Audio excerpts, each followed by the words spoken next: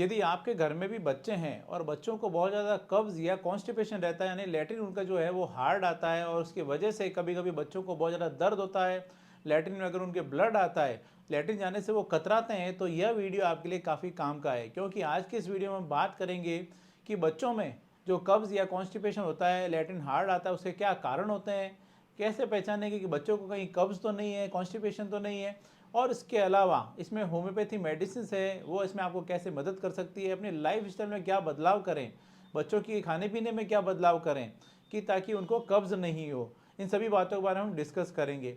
मैं जोधपुर से doctor Kuldeep Jahangir, homeopathy consultant, एक बार फिर से आपका अपने यूट्यूब चैनल में स्वागत करता हूँ।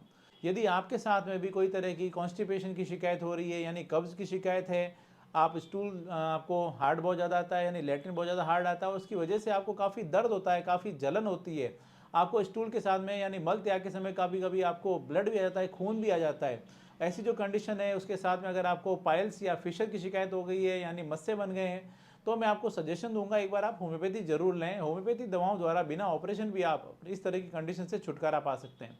प्रॉपर होम्योपैथी ट्रीटमेंट के लिए आप चाहें तो मुझसे कॉन्टैक्ट कर सकते हैं, मैंने अपना कॉन्टैक्ट डिटेल दे रखा है। बच्चों में आज के समय में कब्ज़ या जो कॉन्स्टिपेशन है, यानी उनका जो लैट्रिन हार्ड आना या नहीं आना समय पर, ये बहुत ज़्यादा कॉमनली अब देखने को मिलने लग गया है और उसकी वजह से पेरेंट्स जो है वो काफ़ी ज़्यादा परेशान होते हैं, क्योंकि उसके कारण बच्चों में कभी कभी उनको बहुत ज़्यादा पीड़ा होती है, काफ़ी ज़्यादा दर्द होता है और उसकी वजह से कभी कभी उनको मल त्याग के समय उनको काफ़ी ज़्यादा दर्द होने के कारण उससे कतराने लग जाते हैं, उसको उसको नेगलेक्ट करते हैं और उसकी वजह से उनको और ज़्यादा स्टूल हार्ड होता है, और ज़्यादा कॉन्स्टिपेशन की शिकायत बढ़ती है।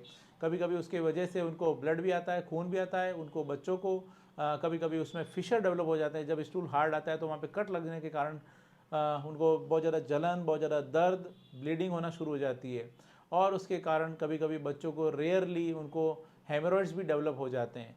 ये सारी जो कॉम्प्लिकेशन है, अगर आप चाहते हैं कि नहीं हो, तो बच्चों को अपने लाइफ स्टाइल में, उनके खान पान में बदलाव करने की ज़रूरत है। क्योंकि अक्सर देखा गया है कि बच्चे काफ़ी ज़्यादा उटपटांग इस तरह की जो चीज़ें खाते हैं जो कि उनके कब्ज़ को बढ़ाती है, तो वो उनको थोड़ा सा अवॉइड करना चाहिए, तो ताकि उनको कब्ज़ नहीं हो। इसके साथ साथ ही खाने पीने में उनको हरी सब्जियां, फाइबर वगैरह, फ्रूट्स वगैरह वो उनको ऐड करना चाहिए। लिक्विड जो होता है वो उनको थोड़ा सा अच्छी मात्रा में दें, वो फ्रूट जूसेस ले सकते हैं, पानी अच्छी मात्रा में पिएँ। तो ये सारी चीज़ें जो थोड़ा सा अगर वो बदलाव करेंगे तो उसमें उनको कब्ज़ को उनको छुटकारा पाने में उनको काफ़ी हेल्प मिलेगी। चलिए अब हम बात करते हैं कि आखिर ऐसे कौन से सिम्टम्स है, कौन से ऐसे लक्षण है जिसकी सहायता से आपको पता चले कि बच्चों में कोई कब्ज़ या कॉन्स्टिपेशन की शिकायत तो नहीं हो रही है।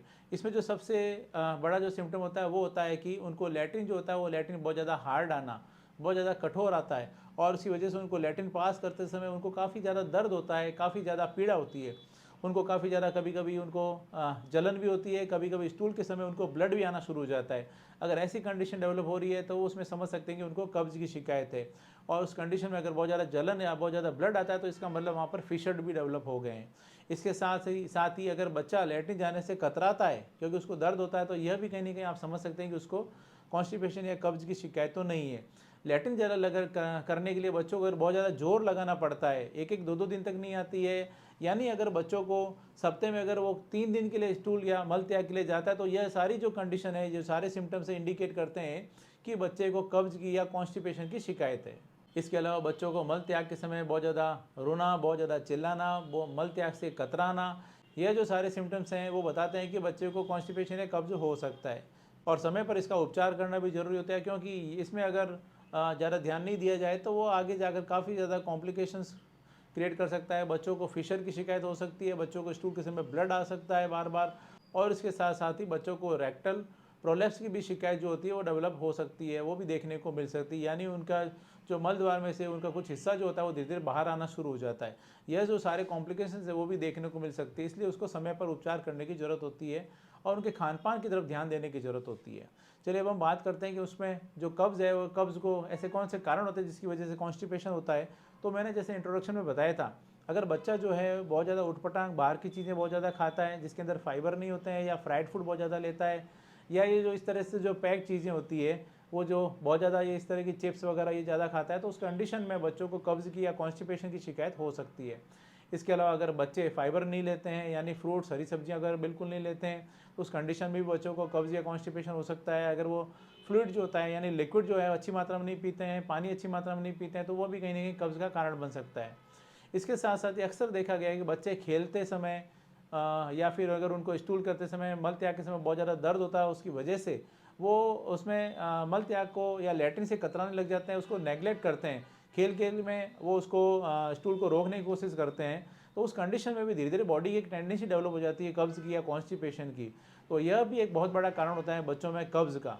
इसके अलावा अगर बच्चों को उनको किसी दूध से, ख़ास तौर से दूध से अगर उनको एलर्जी है, तो उस कंडीशन में बच्चों को कब्ज़ की शिकायत हो सकती है। या फिर अगर फैमिली हिस्ट्री है कॉन्स्टिपेशन की या कब्ज़ की, तो उस कंडीशन में भी बच्चों में एक ये जो प्रॉब्लम है, जो कॉन्स्टिपेशन की शिकायत है, वो देखने को मिल सकती है। ये इसके कुछ मुख्य कारण होते हैं, मेजर कॉज होते हैं बच्चों में कब्ज़ के या कॉन्स्टिपेशन के।